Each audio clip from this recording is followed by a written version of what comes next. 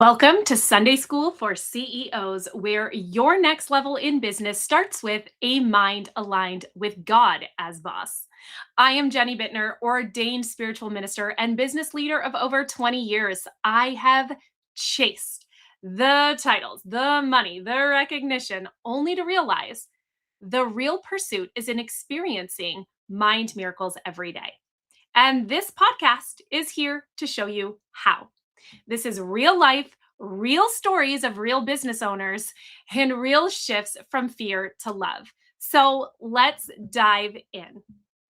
I'm going to go ahead and kick off with an actual question that was asked by an entrepreneur. And I am going to give you my take on this from the lens of A Course in Miracles and how we can actually perceive a situation like this or a question like this through another lens. All right, so here is the question. When I know I meant to do this business, but it's not generating clients yet, it makes me feel like I need to change my price, change the offer, or ditch this altogether. But I'm not getting the guidance to stop doing this business. It's just hard when I need money and my business isn't meeting those profit goals yet. How do I keep going when I feel nervous it won't make bank? Okay, fantastic question. And I'm also realizing that if you are catching this on Substack, for some reason, the dimensions of this video seem very off and my head looks like it's cut off. But that's okay. You can just listen and tune in by listening.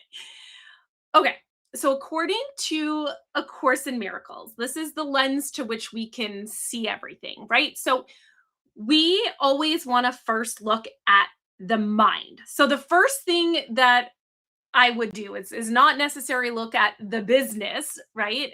Do we leave the business? Do we stay in the business? Do we let this all go? Do we burn it to the ground? Oh my gosh, the amount of times I've been in coaching containers and I've heard women be like, I just want to burn it to the ground. The first thing we're going to do though is not look at the business. We're going to look at your mind because fear will always speak first. Fear is always going to be the first to be like, if this isn't working, something is wrong. You better go fix it. You better force it. You better make something happen. You better quit before you completely fail and everyone sees that you failed, right? So we know that if those are the thoughts that are going through our mind, that we know that the ego and fear is leading that space. Now, Holy Spirit will ask a very different question. Holy Spirit would come in and ask, what if your peace is not dependent on today's numbers? What if your value has never been determined by your revenue, by your income? Would you look at that? Now, this does not mean that we're just going to go ignore all practical business decisions, right? It doesn't mean we're just going to be like, well, I'm never going to adjust my pricing then. I'm never going to refine my offer. I'm never going to shift my marketing because really my worth is my worth and I was born with it and I'm worthy of it and I have it already and it's already inside of me. So I don't need to make any shifts because God will provide. So I don't want to say that we're never going to make business decisions and we're never going to refine things. We're never going to adjust things. Of course we are. But what I want to encourage you to do is to make those decisions from peace and not panic. I want you to deepen in, to get quiet, to ask the question from a place of peace on what your next move is meant to be. Not, oh my gosh, this isn't working. I got to figure it out. I got to make money. I got to do this. I got to do that. Right? We can feel that energy and we know who's leading that energy and who's causing that chaos. And then we also know what it feels like to be able to move from peace. And oftentimes, the decisions that come from fear are just attempts to escape discomfort. Whereas the decisions that come from the guidance and come from Holy Spirit and come from God, you can literally feel the divine channeling through you. You know that has this sense of clarity. even if it stretches you, you can feel the expansion. You can think to yourself, like, wow, this is coming through me. So I know it's for me. And yet I've never felt this level of expansion before. And the stretch is like, whoo, like you can feel it, but it doesn't feel scary and it doesn't feel chaotic. It feels like an expansion. And so when we begin to feel all those chaotic thoughts, like that question had a run on of chaotic thoughts, a run on sentence of fear thoughts, a run on, all of these what if, what if, what if, what if, what if. So, how we bring ourselves back down and we ground is by simply saying, I I am worthy of seeing peace instead of this. How can I see peace instead of this? So you can actually call out straight to Holy Spirit. How can I see peace instead of this? How would you like me to see this? Because the way that I'm seeing it right now is costing me my peace of mind.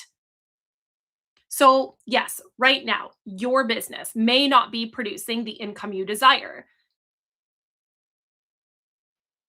And that temptation is actually to believe that the money is your source. That's what we're tempted to do. We're tempted to believe that the money is your source. And so what we want, this little gentle nudge, is to bring us back to remembering that God is the source and the business is one of the channels to which abundance may flow. Business is simply a channel to which abundance may flow. Your business is a pipeline that you've built that is one of the ways abundance may flow. So when we confuse that channel with source, we put this impossible pressure on the business to give security only God can provide. So if you really aren't receiving guidance to stop, and when you tune in and you truly are asking, is this the time to throw in the towel? Am I supposed to quit this business? And you're not being guided to actually quit, then that's not the lesson. The lesson right now isn't in quitting, and the lesson isn't in passing up this opportunity. It's actually about learning to trust where you can continue to take inspired action and continue to show up and continue to serve and continue to listen and let the marketing decisions and conversations around sales and offers go to the Holy Spirit. So, Holy Spirit, what would you have me do here? Where would you have me go? What would you have me say? And to who do you want me to say this? And we go back to, I've created a pipeline to which abundance may flow. I will come to you. You show me who I am meant to serve through this vehicle, and I will show up and serve. And the faith isn't about pretending you don't need the money. That's not the faith that we're asking for. It's refusing to let the absence of these visible results become evidence that you are not being taken care of. Because ego loves immediate outcomes, but spirit will measure your success by your willingness to remain aligned with love and truth and guidance and everything, even if these external circumstances aren't proving it right now. So keep moving, keep listening, keep being willing to make changes if you are genuinely guided to do so. But just don't let fear become your guide or your wisdom compass. Because at the end, the miracle isn't just about building this sustainable, profitable, beautiful business, but it's also about how we're able to connect with source through every single step of that way and not lose ourselves. And really, this is also about us being able to build something that becomes another vessel for achieving peace of mind, which is literally what this entire experiment is all about, being here as a human. So I want to leave this with you today and just remind you that if this spoke to you, it was meant for you.